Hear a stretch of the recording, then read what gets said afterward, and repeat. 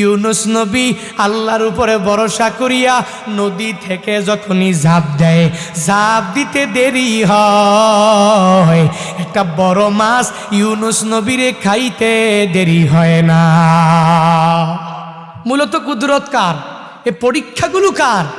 ইরাকের বিখ্যাত জনপদের মধ্যে ইউনুস নবীকে আল্লাহ যখন মায়া করে পাঠায়া দিলেন, ইউনুস নবী আল্লাহর আদেশ পাইয়া ওই বড় জনপদের মধ্যে যাইয়া ওই জায়গায় দেখি যখন কালিমার দাওয়াতগুলো দেওয়া আরম্ভ করে দিলেন, সবাইকে যখন বলে তোমরা মেনে নাও আল্লাহ ছাড়া দুনিয়াতে কোনো মাবুদ নাই, আল্লাহর পক্ষ থেকে ইউনুস নবী আদেশ পাইয়া যখন সবাইরে দাওয়াত দেয়, 1 লক্ষাধিকেরও বেশি ওই জনপদের মধ্যে লোক সংখ্যা, কিন্তু একটা ব্যক্তিও ইউনুস নবীর প্রতিও ঈমান আনে না, কেউ কথাও মানতে চায় না, কেউ আল্লাহর প্রতিও ঈমান আনতে পারে না। ইউনুস নবী বড় পাগল পারা হয়ে গেলেন, যাবে কই? আল্লাহর আইনগুলো দুনিয়ার মধ্যে বাস্তবায়ন করতে পারে নাই। পাগল পারা হইয়া এবার ইউনুস নবী বর্তমানে ইউফ্রেটিস, ওই সময়ে ছিল ফুরাত নদী, ওই নদীর পাশে যায়, নদীর পাশে যাইয়া নৌকার মধ্যে ইউনুস নবী উঠিয়া যায়। নৌকার মধ্যে উঠে নৌকা রওনা হয়ে গেল। ইউনুস নবী এদের জন্য বদদুয়া করে দিলেন, আর এদের ব্যাপারে কোনো দোয়াই করে না। আল্লাহর কাছে বলে, ও আল্লাহ, কওমেরা আমারে মানে না, তুমি এদের ধ্বংস করে দাও। ধৈর্যহারা হইয়া নৌকার মধ্যে উঠে যায়। নৌকা যাচ্ছে ফুরাত নদীর মাঝ বরাবর যাওয়ার পরে নৌকাটা ডুবে যাবে এমন অবস্থা।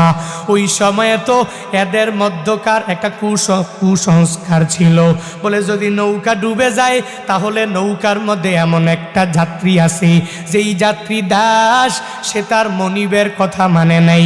যে মনিবের কথা মানে না, মনিবের থেকে অনুমতি নিয়ে আসে না, তার এই অপরাধের কারণে নৌকাটা ডুবিয়া যায়। এবার তারা সবাই মিলিয়া ওই নৌকার মধ্যে একটা দাসকে বেছে নেওয়ার জন্য তারা লটারি দেওয়া আরম্ভ করে দিল। এতগুলো মানুষের মধ্যে লটারি দিয়া দিল। লটারি দেওয়ার পরে ইউনুস নবীর নাম প্রথমবার যখন চলে আসলো, প্রথমবার চলে আসার পরে এবার সবাই তাকাইয়া দেখে ইউনুস নবীর চেহারাটা অনেক সুন্দর। এই লোক কশিনকালেও তার মনিবের সাথে অপরাধ করে আসতে পারে না, এই লোক কশিনকালেও অকৃতজ্ঞ হতে পারে না। ওই নৌকার মধ্যেই এই লোকেরা বলে, আপনি কি কোত্থেকে আসলেন? আপনার চেহারা এত সুন্দর, আপনাকে অপরাধী মনে হয় না, আমরা আপনাকে এই নৌকা থেকে ফেলাইয়া দিতে পারি না। ইউনুস নবী এদের জানিয়ে দেয়, আমি তো অনেক বড় অপরাধী। কারণ ইউনুস নবী জানে আল্লাহ ইউনুস নবীরে ওই জনপদের মধ্যে পাঠাইলেন। জনপদের লোকেরা ইউনুস নবীর প্রতি ঈমান আনে না, এজন্য এদের প্রতি রাগ করিয়া মনিবের আদেশ না মানিয়া ইউনুস নবী নৌকার মধ্যে চলে এলেন। তিনি তো মনে মনে ভাবে, আমি তো দুনিয়ার কোনো মনিবের সাথে অপরাধ করি নাই, আমি আমার মাওলার সাথে অপরাধ করে ফেললাম। তাদেরকে বলতে লাগলো, যদি তোমরা দেখো আমার উপর দিয়া ভালো, কিন্তু আমি মনিবের সাথে অপরাধ করেছি। এরপরে ওই লোকেরা ইউনুস নবীর জন্য কি পরিমাণ পাগল ভাড়া হয়ে গেল। তারাই সবাই বলতে লাগলো, না না, আপনার চেহারা এত সুন্দর, আপনি কশিনকালেও কোনো অপরাধের মধ্যে লিপ্ত হতে পারেন না, আপনাকে আমরা এ বিশাল ফুরাত নদীর মাঝখানে ফালাইয়া দিতে পারি না। বলে, না না, দ্বিতীয়বার আমরা লটারি দিব, প্রথম লটারির মধ্যে ভুল হয়ে যেতে পারে।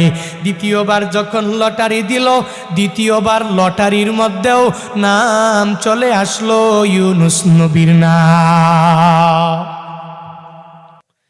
এবারও আবার টাকা বলে না না, আমাদের লটারিটা ভুল হয়ে গেল। এই লোকটা কশ্চিনকালেও কোনো অপরাধ করতে পারে না। নবীর প্রতি কি পরিমাণ প্রেমেরা ঢুকে গেল। দ্বিতীয়বার লটারি দিয়া দিল, এবার তৃতীয়বারও যখন লটারি দিয়া দিল, এরপরেও ইউনুস নবীর নামটাই যখন চলে আসলো। প্রথমবার লটারি দিয়া দিল, প্রথমবার ইউনুস নবীর নাম,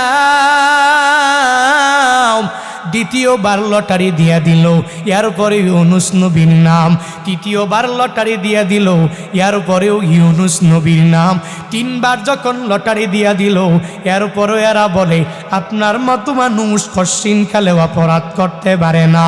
এ বিশাল নদীর মাঝখানে আমরা আপনারে ফালাইয়া দিতে পারি না।